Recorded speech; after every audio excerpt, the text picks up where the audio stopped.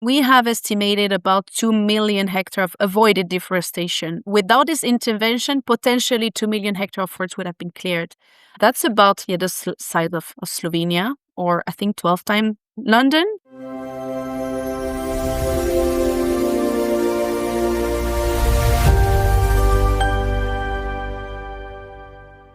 Good morning, good afternoon, or good evening, wherever you are in the world.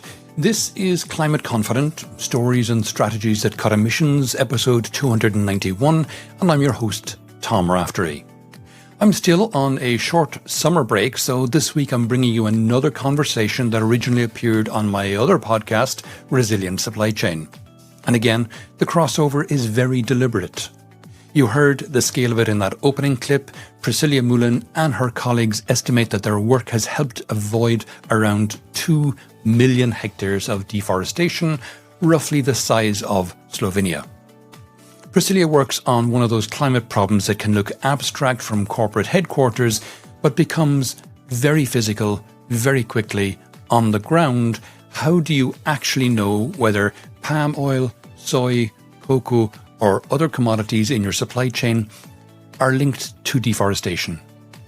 We get into traceability, satellite monitoring, supplier engagement, the limits of technology without human verification, and what happens when companies use their commercial leverage to stop forest loss rather than simply writing policies about it. And one of the things that I particularly liked about this conversation is that it refuses to reduce forests to carbon alone.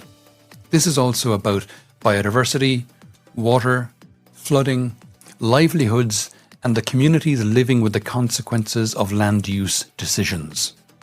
If you enjoy this one, do check out Resilient Supply Chain and follow that show as well. And next week, on September 2nd, Climate Confident returns to its regular scheduling with Julia Suder, CEO of the Long Duration Energy Storage Council. For now, though, here's my conversation with Priscillia. Priscillia, welcome to the podcast. Would you like to introduce yourself? Thank you very much for having me here, Tom, and good morning, good afternoon, good evening, wherever you are. So my name is Priscillia. I'm the Director of Strategy for MosaiX, a company incorporated in the Netherlands, but I'm also Senior Advisor to InovasiDigital and Earthqualizer Foundation, which are the different branches, and together we work as a sustainable advising organization for the corporate sector.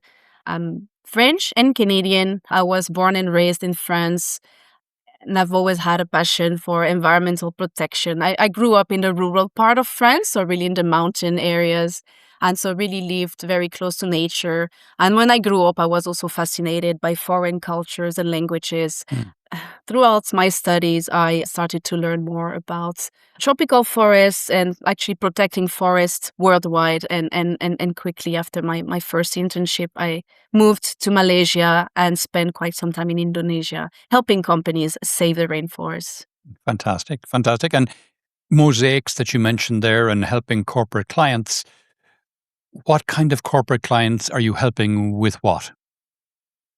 Okay, all right. So just a bit of a background for those who might not be familiar with the work that we're doing. Most of you will be familiar with palm oil, which is famous for the wrong reasons. So the palm oil product is used in a wide range of products. Palm oil is in your shampoo, cosmetics, in your biscuits, in animal feeds, in even used for biofuels, for cars. And so in the years 2000, late 2000s, you had a really massive NGO campaign accusing famous European brands of being responsible for destroying rainforests and killing orangutan habitats. And I don't know if some of you remember, back in the days, you had a very famous advertisement for a chocolate bar. And it was, if you have this chocolate bar, you would have like two fingers, like you would see the person biting and the biting in orangutan fingers. And at that time was kind of a shock. And a lot of brands in Europe were wondering, how can we be linked to that? We're just selling deodorants here in France, for example. And shortly they had to understand their supply chain impact and to work on traceability and how can they indeed be linked to habitat, endangered species habitat destructions. So in the early 2010s, and you had a movement of companies adopting what we call now as no deforestation commitments, meaning they would source all of their products that would be free of deforestation, peatland conversion, and also human right exploitation. And one of the very first breakthrough comprehensive policy was adopted in December 2013 by a major trader and refiner of palm oil that has its headquarters in Singapore, but is supplying the European and other markets. And so this is when I started my career. So I had this internship in Malaysia in 2014.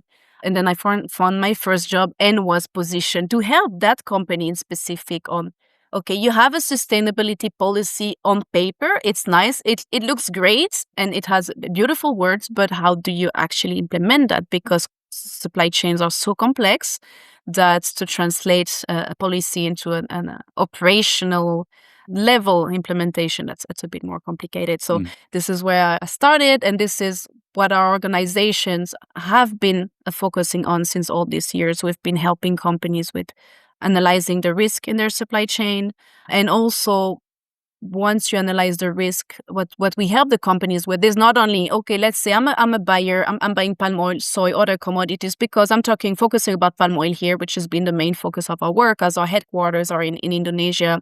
Obviously, that was a big part of the challenge there. But this approach can apply to cocoa, coffee, and soy. And so once we identify a risk, once a company identify a risk in their supply chain, next is, okay, what to do with that? You have suppliers, some of them you have long contracts with them, for example, and ideally you don't want them out of your supply chain because you have commercial aspects to it. You might need their products. And so you engage with suppliers. And so this is what we do, and we support with identify the risk, engage with the suppliers, facilitate this connection, and advise on long-term solutions. So, for example, the deforestation must stop. That's the commitment, that's the policy. But then what's next? How do you actually gonna protect the forest? Because, of course, you have a legal aspects, and different countries have different rules around that. And also what we should not forget is oftentimes local communities and smallholders were welcoming this development because they were promised jobs and like economic development. And so you also need to say, okay, like we're not going to clear forest anymore, but then what are we going to offer? How are we going to still improve the livelihoods? And what's pretty amazing with the work that we do is that about 80% of our team is based and originally from Southeast Asia. So for them, having this kind of a real life impact matters. So you hear a lot, oh, we have, like, I think in the Western world, you hear a lot, oh, you have to protect forest and you have to, but it seems kind of like just like nice words. And I love what we do because then our team say, yeah, well, actually that really matters for us there on the ground. And we want to see improved life conditions, including like, avoiding environmental destruction. Yeah.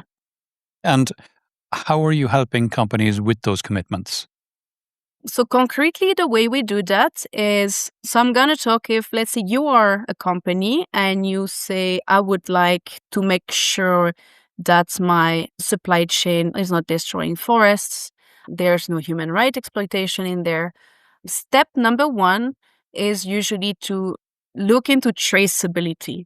So the way we help companies is, okay, where are you actually buying from? Who are your suppliers and where are they operating? You will look at that about, okay, who are they? Pure corporate intelligence. Okay, where are they incorporated? In which commodities do they operate? What's the structure?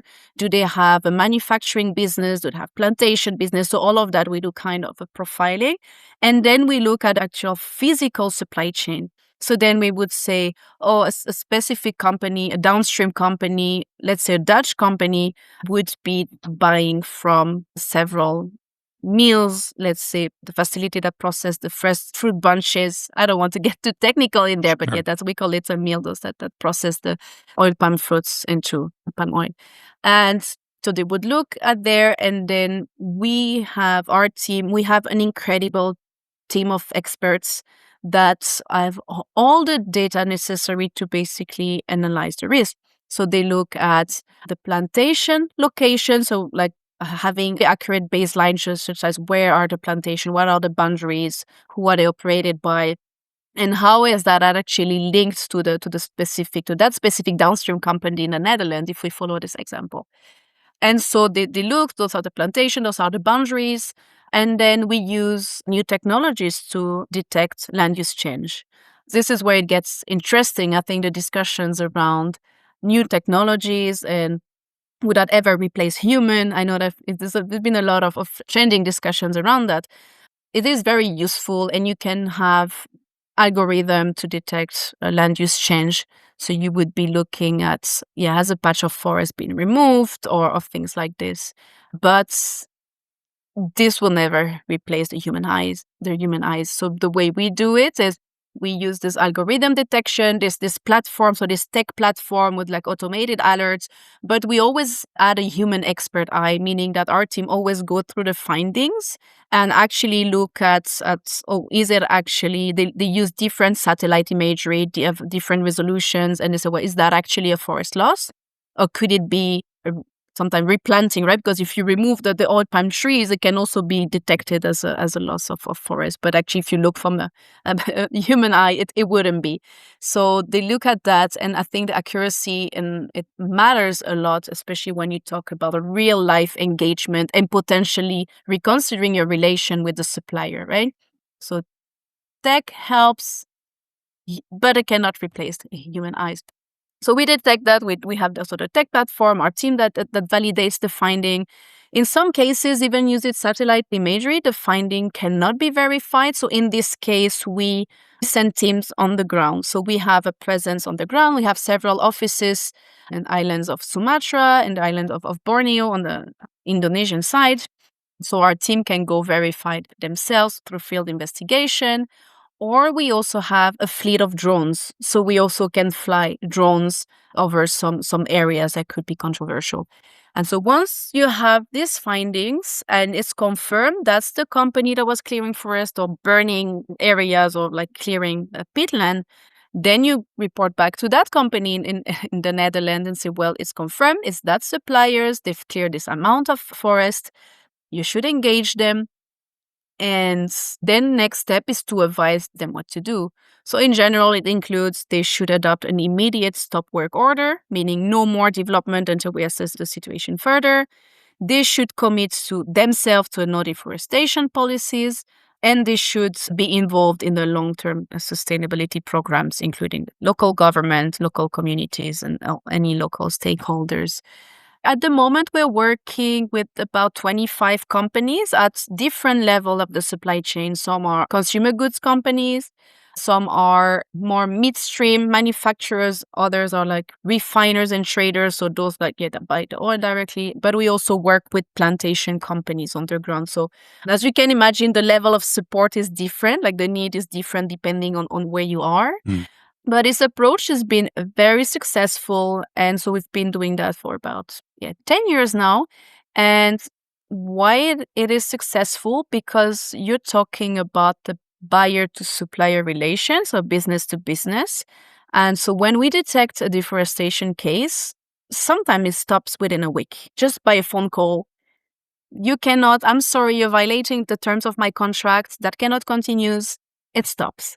We've looked at all the cases where our partners and ourselves have intervened using exactly the same methodology of risk assessment and engagement. And we have estimated about 2 million hectares of avoided deforestation. Without this intervention, potentially 2 million hectares of forests would have been cleared. That's about the size of Slovenia, or I think 12 times London. So that's quite significant. And now next is what we're really trying to do. Ideally, you would have all companies involved in this type of work. Oftentimes, downstream companies, like consumer goods companies, like, no, I'm too far down the supply chain and I have no impact. Well, actually, no, there is that they can really contribute. And ideally, you would have a shared responsibility effort throughout the supply chain with the suppliers. Sometimes it's not direct suppliers, but you buy through layers of suppliers until you actually reach to a plantation on the ground. But ideally, you would have this support to engage and to do this kind of work.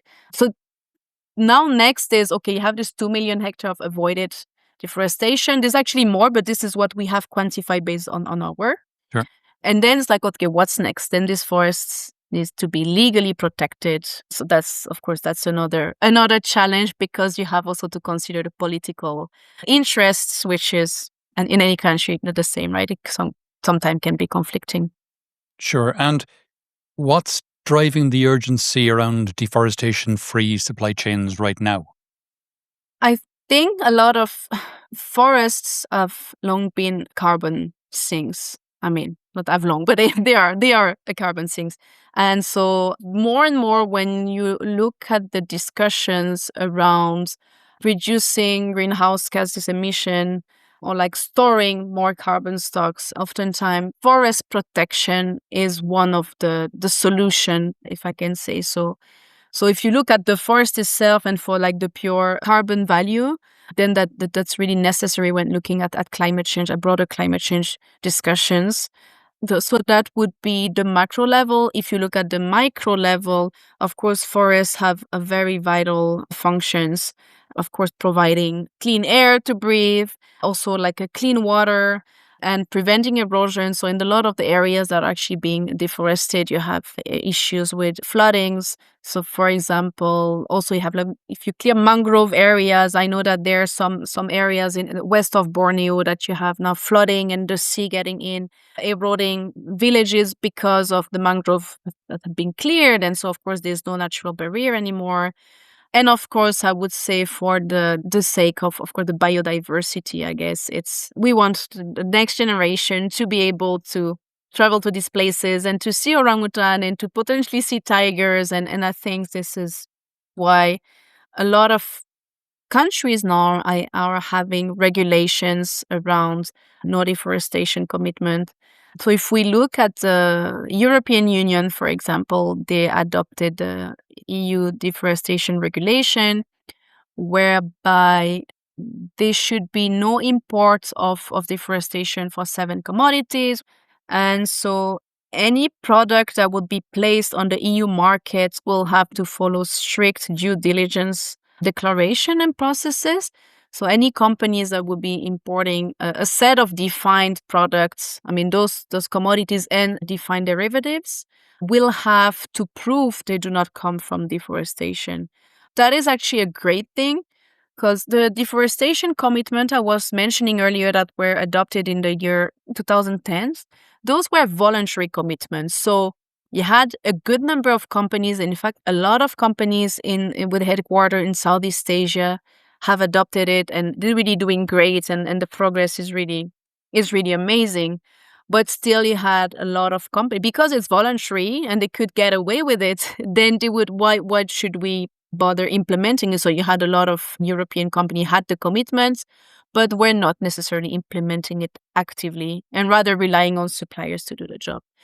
So the great thing with EUDR, in short, the EU Deforestation Regulation, is that it creates a level playing field whereby all companies now within the EU have to follow the same level of standards. So it's really created a good baseline for everybody, pushing them, working on traceability. So I think that there was a bit of a panic of like a lot of companies actually not even knowing where they were buying from, other than, oh, I'm buying soy from Brazil, for example, or some of the best cases at state level.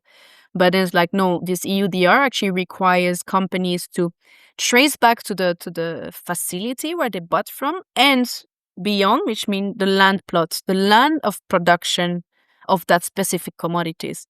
And not only they have to trace back to the plot of production, but they have to submit the plot of production when they will import the product into the EU. So together with the due diligence, it would have, okay, those are the maps, those are the plots we're buying this specific commodity from.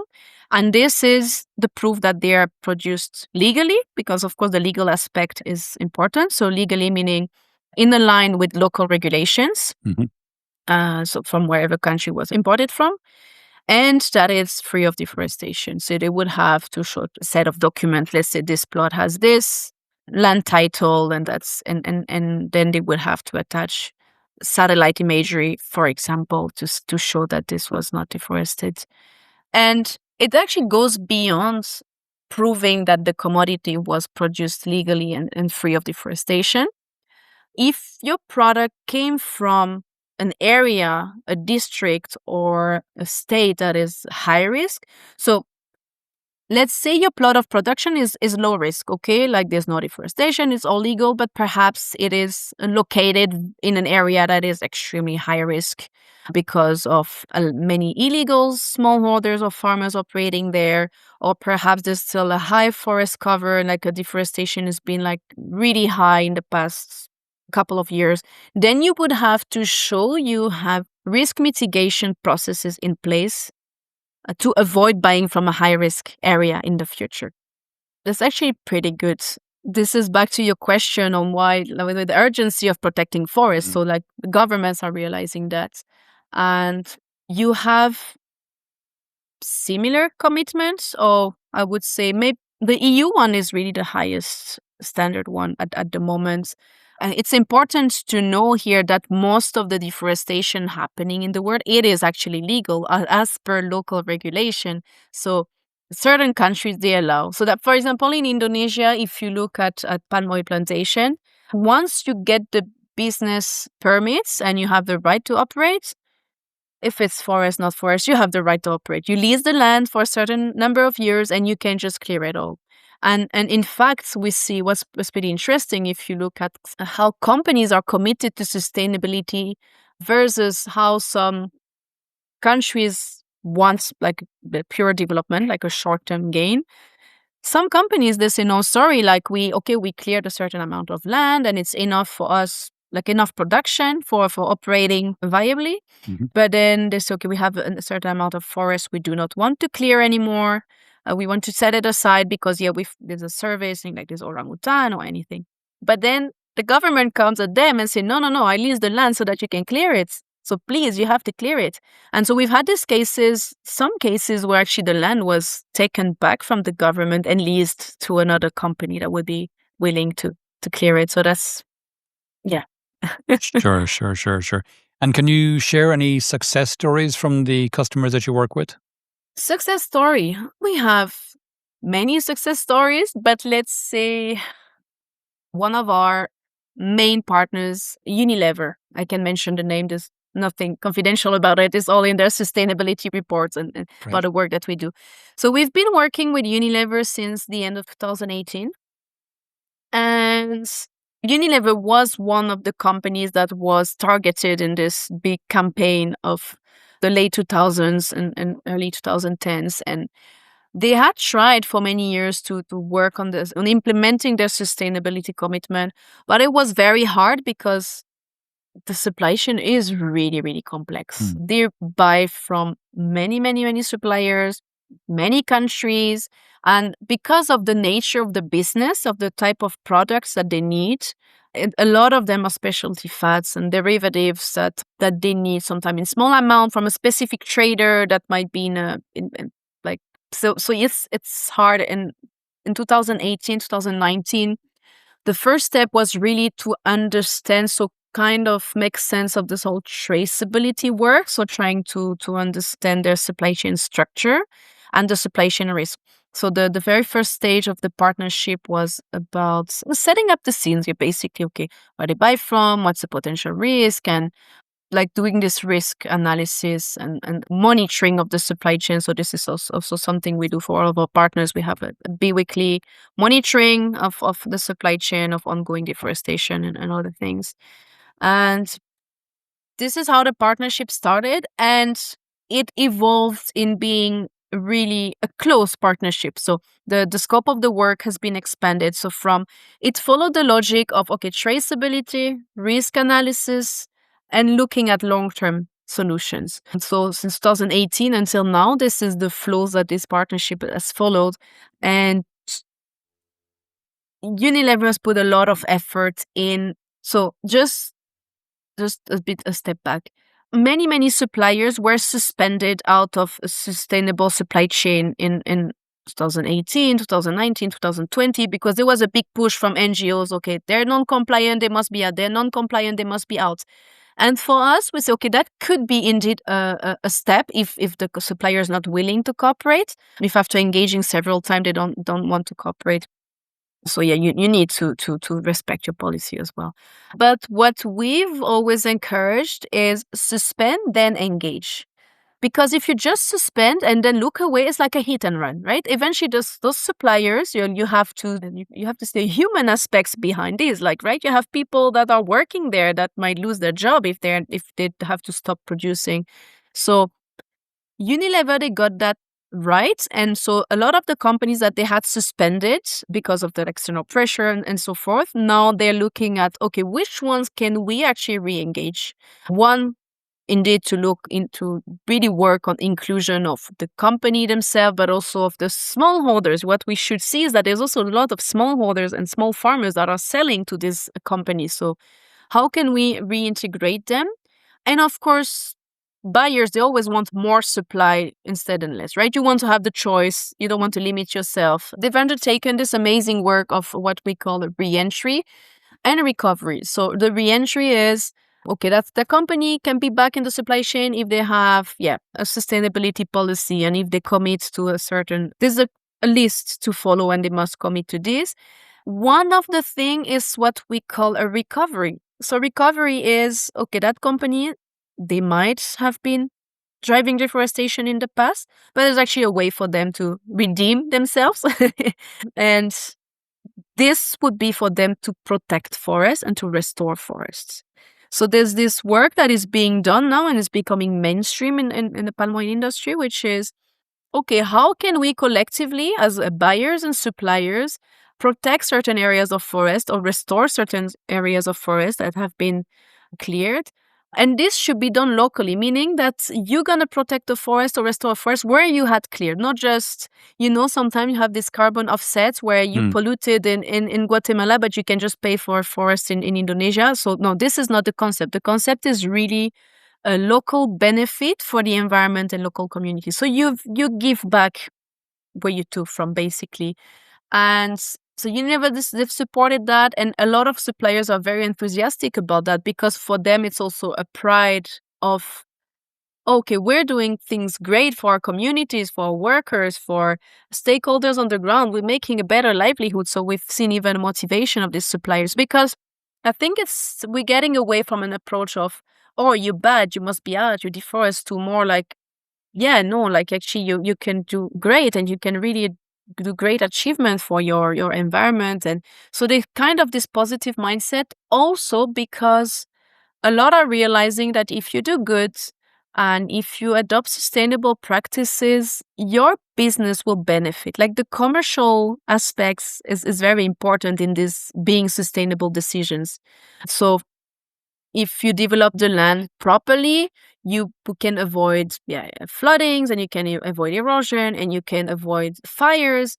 And if you treat your workers right and do not steal the land of local communities, then you would avoid strikes and having some people blocking your roads, and your trucks getting out of your plantation. So I think a lot of realizing now that it's actually more beneficial for the business in the longer term. And so instead of having a quick benefit, quick gain. So I'm going a bit away from the main question, but it's back to why Unilever and other companies are doing that. And another one is there's a lot of efforts that Unilever has put into smallholders inclusion. So really mapping the small farmers, trying to understand where they are, where do they operate, and if there's any issue with them operating informally or illegally, then how can we actually support them to go through the legal road?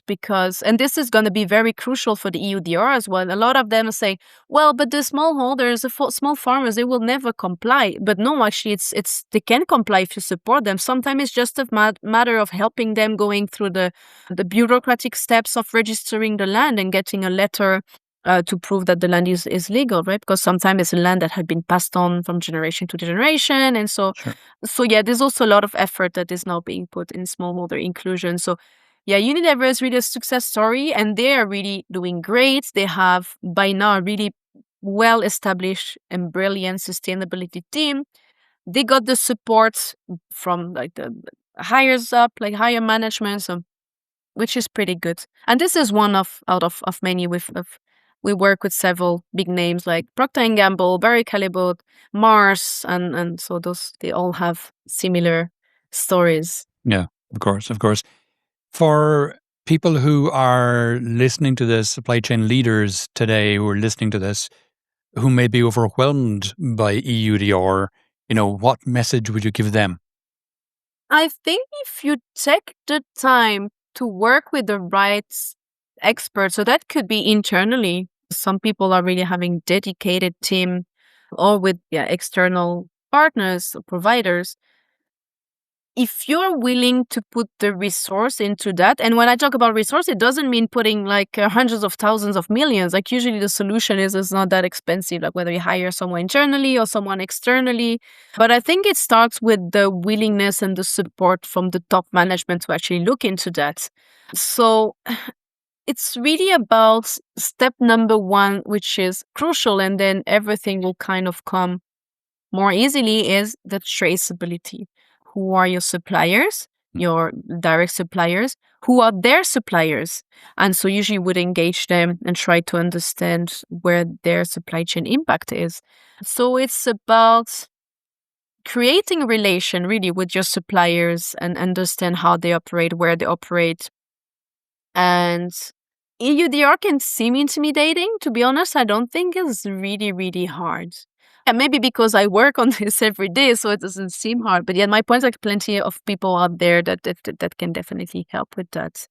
But it's about doing it now, and it's about being proactive. And it's like, even if it's delayed, better be proactive, because so some of our partners, of our corporate partners, what they've done is that they worked proactively on implementing EUDR.